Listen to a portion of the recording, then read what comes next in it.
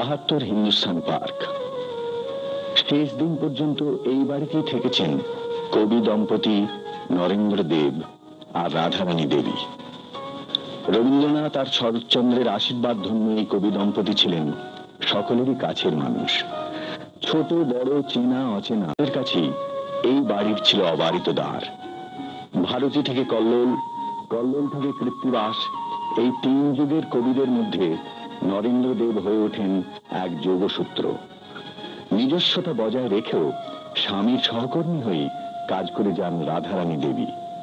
50 বছরেরও বেশি সময় ধরে সাহিত্য সভা, গানের আসর আর বিশুদ্ধ আড্ডার কেন্দ্রস্থল হয়ে উঠেছিল এই বাড়ি।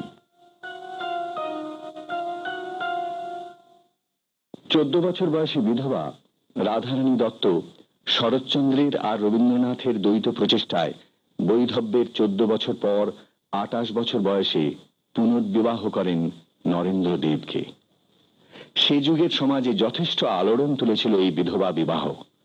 অন্যদিকে সাহিত্য সমাজ তাঁদের দিয়েছিলেন ব্রাউনিং দম্পতির সম্মান। বিবাহটার প্রধান উদ্যোক্তা এবং আমাকে এগিয়ে দিয়েছেন তারা হতেন রবীন্দ্রনাথ ঠাকুর, শরৎচন্দ্র চট্টোপাধ্যায়, এই দুজন।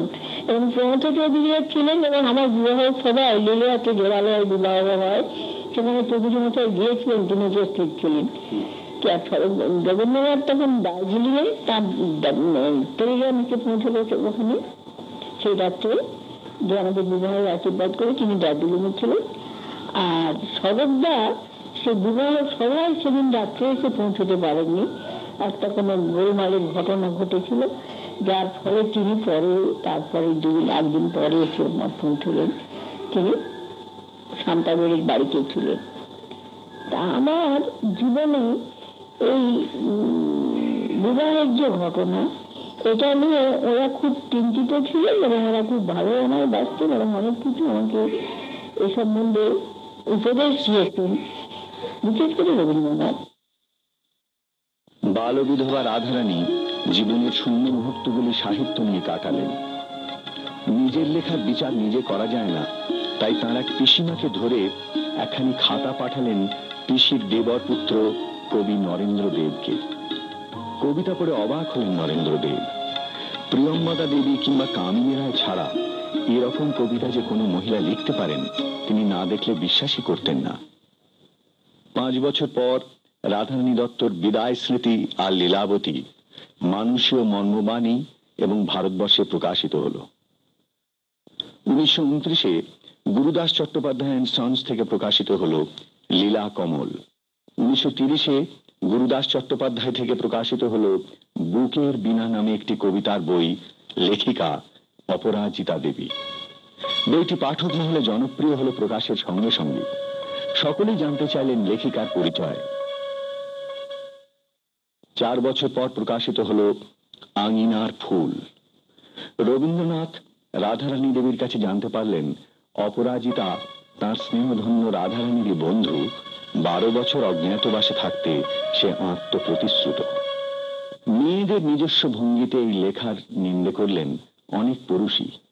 প্রশংসা করলেন রবীন্দ্রনাথ, প্রমথ চৌধুরী, রাজশেখর বসু প্রমুখ।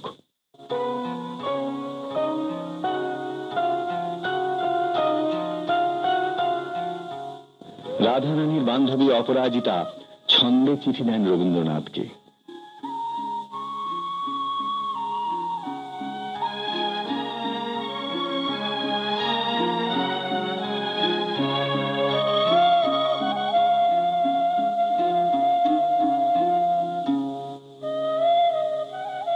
চিঠি বিনিময় হয় ছন্দের উত্তরে ছন্দেই।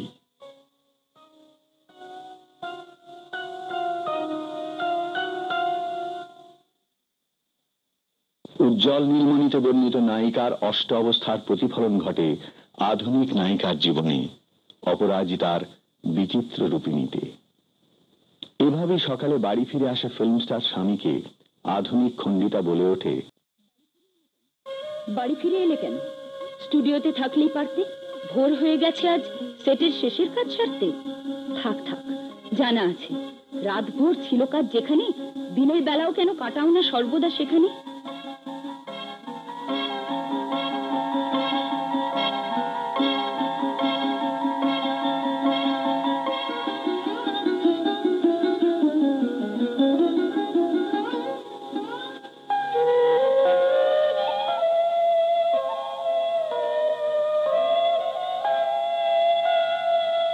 প্রমথ চৌধুরী একদিন বলেছিলেন, মেয়েদের কোনো নিজস্ব ভাষা নেই, তারা শুধুই পুরুষের অনুকরণে লেখে। এই চ্যালেঞ্জের জবাব দিতে রাধারানী নিজের মধ্যেই তৈরি করলেন দ্বিতীয় এক সত্তা, সাজলেন অপরাজিতা দেবী। প্রমাণ করলেন মেয়েদের নিজস্ব ভাষা তো আছেই, আর তাতে দক্ষ ছন্দে নিপুণ পদ্য লেখাও সম্ভব।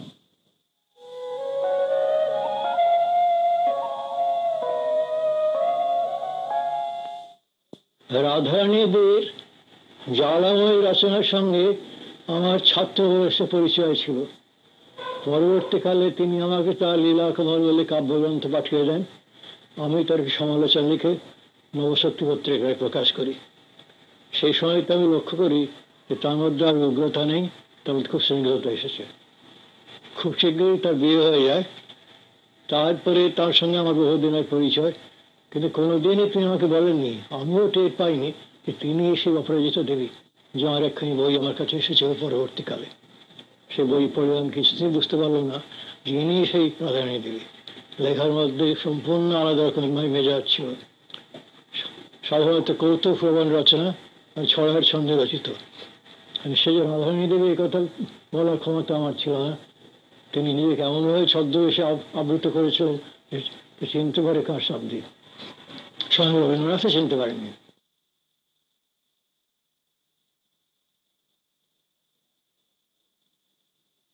অপরাজিতা রচনাবলী একত্রিত করে প্রকাশিত হয় 1984 সালে। 2 বছর পর বইটিকে দেয়া হয় রবীন্দ্র পুরস্কার। এছাড়াও স্বনামে রাধারানী দেবী লেখেন আরো অনেক কবিতা। হিন্দু বিবাহ মন্ত্রের অনুবাদ করেন মিলনের মন্ত্রমালা নামে। 1931 সালে কাছের মানুষ শরৎচন্দ্রের অসমাপ্ত উপন্যাস শেষের পরিচয় সমাপ্ত করার দায়িত্ব পড়ে তাঁরই উপরে।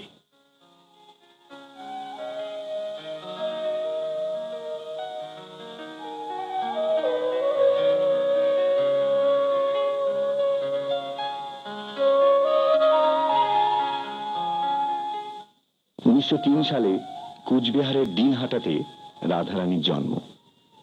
বাবা আশুতোষ ঘোষ ছিলেন কুচবিহারের ডিস্ট্রিক্ট ম্যাজিস্ট্রেট। শৈশব কাটে সেখানেই, তারপর চলে আসেন কলকাতায়। বিয়ের 5 মাসের মধ্যেই বিধবা হন মাত্র 14 বছর বয়সে।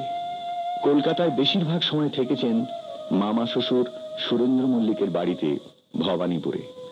ভবানীপুরের এই বাড়িতেই রচিত হয়েছে তাঁর বহু কবিতা, গল্প, প্রবন্ধ। এখানেই জন্ম হয়েছে তাঁর দ্বিতীয় সত্তা অপরাজিতার। দেব পরিবারের ইতিহাস প্রাচীন। কলকাতার আদি বাসিন্দা ঠাকুর, লাহা, শীল ও দত্তদের পরিবারের সঙ্গে মুকুন্দরামের দেব পরিবারও কলকাতার এক সম্ভ্রান্ত পরিবার হিসেবে নিজেদের প্রতিষ্ঠা করেছিলেন।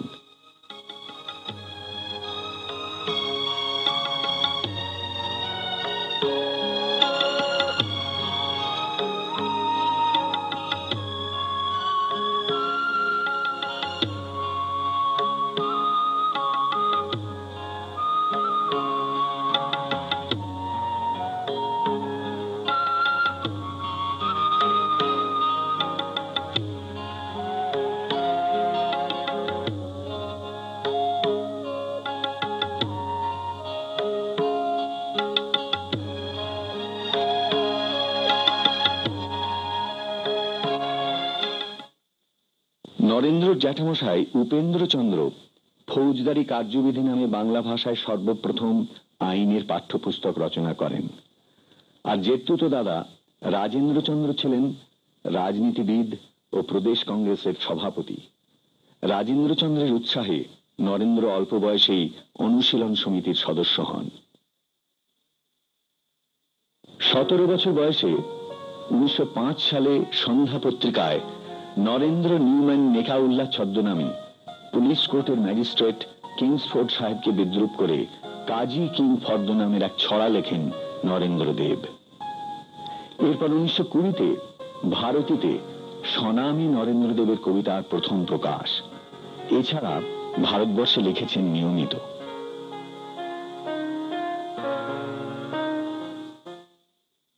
ভারতী আর কল্লোলের যোগসূত্র নরেন্দ্রদেবের প্রথম কবিতা সংগ্রহ বসুধারা। বসুধারার কবিতাগুলিতে স্পষ্ট হয় তার রবীন্দ্র প্রভাব।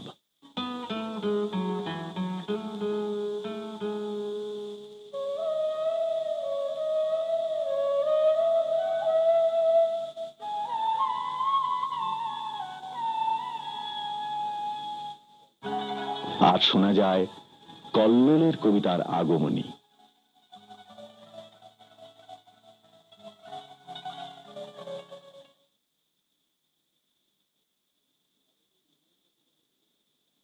ভারতীর নবীন কবিদের মতোই নরেন্দ্রদেবের জাদুঘর উপন্যাসের বিরুদ্ধে আদিরসের আতিশয্য ও অশ্লীলতার অভিযোগ আনে শনিবারের চিঠি।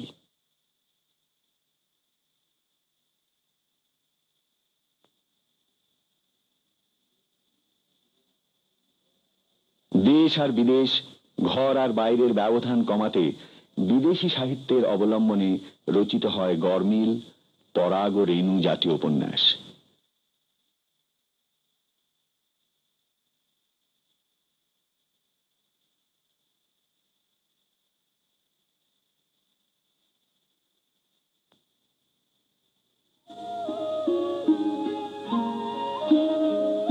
বিশ্ব সাহিত্যের প্রতি প্রগাঢ় ভালোবাসা থেকে জন্ম নেয় তার অনুবাদ সাহিত্য। ওমর খৈয়ামের রুবায়াত, হাফিজের দেওয়ান অথবা কালিদাসের মেঘদূত।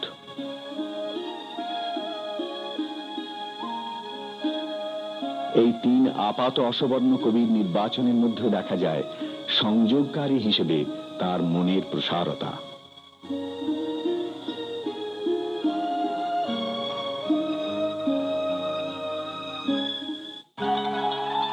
কবিতার সঙ্গে ছবির জগতের আদান প্রদানেও নরেন্দ্রদেবের ছিল প্রধান ভূমিকা। অনুবাদের সঙ্গে চিত্রপটগুলি গড়ে তুলেছিল এক যুগলবন্দী। শুধুই বড়দের লেখক ছিলেন না নরেন্দ্রদেব, ছোটদের জন্য সম্পাদনা করেছেন পাঠশালা পত্রিকা। পত্রিকার বিভিন্ন বিভাগের পরিকল্পনা থেকে পরিষ্কার হয় তার আদর্শ ভবিষ্যৎ মানুষের ধারণাটি।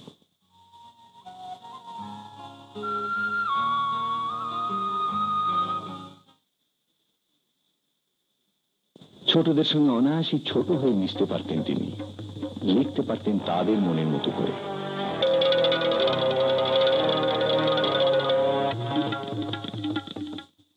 বাংলার সাধারণ রঙ্গমঞ্চে প্রথম অভিনীত শিশু নাট্য নরেন্দ্রদেবের ফুলের আয়না।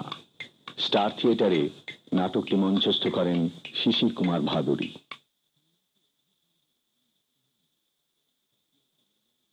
সন্ন্যাসী অধিক হলে যে গাজন নষ্ট হয় না, স্বকীয়তা বজায় রেখেও যে সংঘবদ্ধভাবে সৃষ্টি করা সম্ভব, তারই প্রমাণ নরেন্দ্রদেব সম্পাদিত বাংলা সাহিত্যের প্রথম 12 উপন্যাস।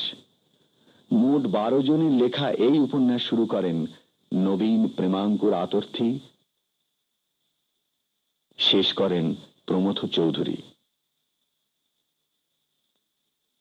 ষষ্ঠ থেকে অষ্টম পরিচ্ছেদ লেখেন নরেন্দ্রদেব। ক্যালকাটা কেমিক্যাল কোম্পানির প্রচার উপদেষ্টা নরেন্দ্রদেব কোম্পানির বহু জিনিসের নামকরণ করেন। রাধারানী দেবীর সঙ্গে কোম্পানির পক্ষে সম্পাদনা করেন ছোট গল্প সংকলন কথা শিল্প। বাণিজ্য প্রতিষ্ঠানের সঙ্গে সাহিত্যের সম্পর্ক স্থাপিত হয় বইটির শেষে প্রতিটি গল্প নাম অবলম্বনে বিজ্ঞাপন প্রচারের মাধ্যমে। এভাবেই 1946 সালে 4000 শব্দের একটি গল্পের লেখক পেয়েছিলেন 100 টাকা, আর পাঠকদের বিচারে শ্রেষ্ঠ 3টি গল্প 1000 টাকা পুরস্কার।